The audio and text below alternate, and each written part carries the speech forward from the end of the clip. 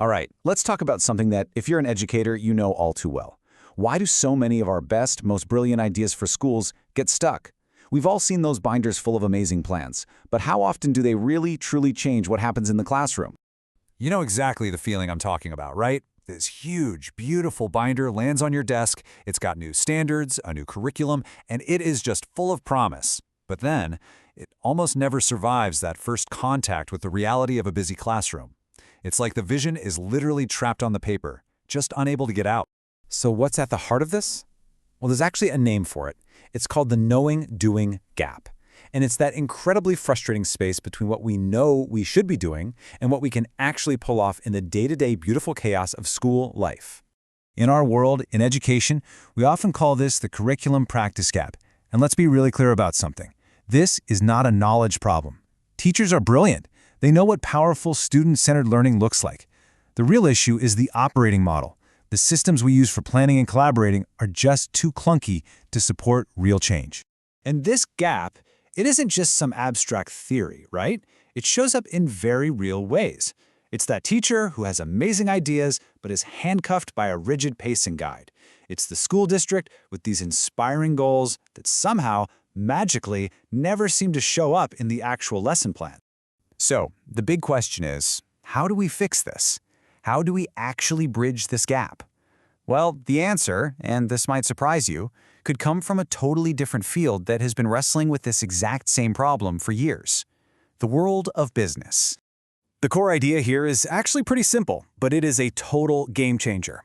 Instead of these huge top-down plans that take forever, the solution is to shift to small, quick, high-learning cycles.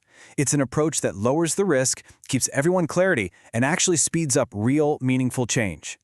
Okay, so in the business world, they call this the flow methodology. It's all about fixing the operating model, how the work actually gets done. The direct parallel in education, it's a framework called the Future Ready Unit Planning System, or FRUPS for short. And its goal is exactly the same: to change how we plan, not just what we plan.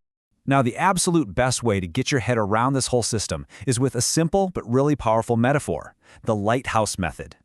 Think of it like this. For years, school improvement has felt like trying to rebuild the entire ship while it's already at sea. It's a massive, chaotic, and frankly, impossible task. The Lighthouse Method says, A, stop. Stop trying to fix the ship. Instead, let's just get to shore and build one small, sturdy lighthouse. A beacon that can cut through all that fog and show everyone a safer, better way forward. And this is where it all just clicks into place. This isn't some fluffy metaphor. The parallels are real and they are deep. Look at this. In business, they have lighthouse projects. For us, those are our pilot units. They use time-box sprints to build momentum. We can use 60-minute transformation sprints. It's the same engine for change, just perfectly adapted for our world. Okay, so that's the big idea, but let's get down to brass tacks. How do you actually build one of these instructional lighthouses? It all starts with building just a single lighthouse unit. And no, we are not talking about some massive, year-long curriculum overhaul. Nope, this is one small, high-impact pilot. The goal is to get a low-risk, early, and very visible win. It becomes a proof point, a beacon bright enough for other people to see and navigate by. Now, you don't build lighthouses from binders, right? You build them from blueprints. And in this system, the blueprints are visual tools, things like unit maps and planning canvases. But here's the absolute key insight.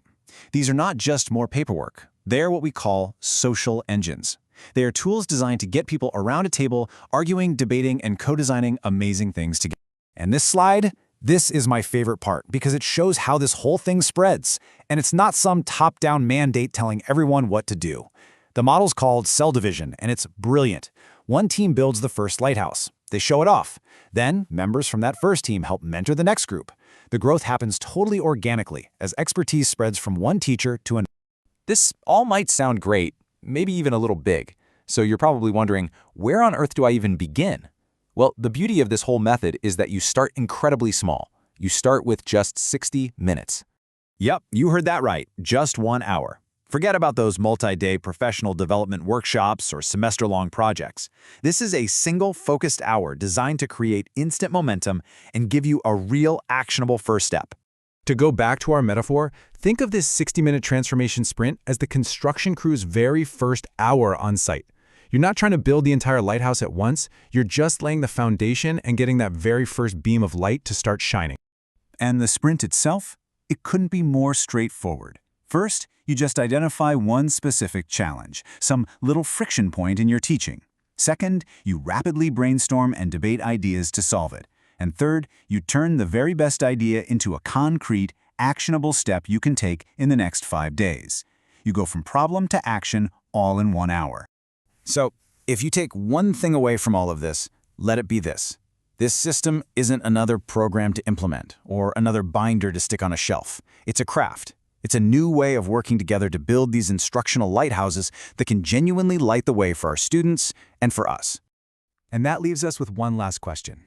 Really the only one that matters. Every great network of lighthouses started with a single light. So, what is the first beacon that you are going to light?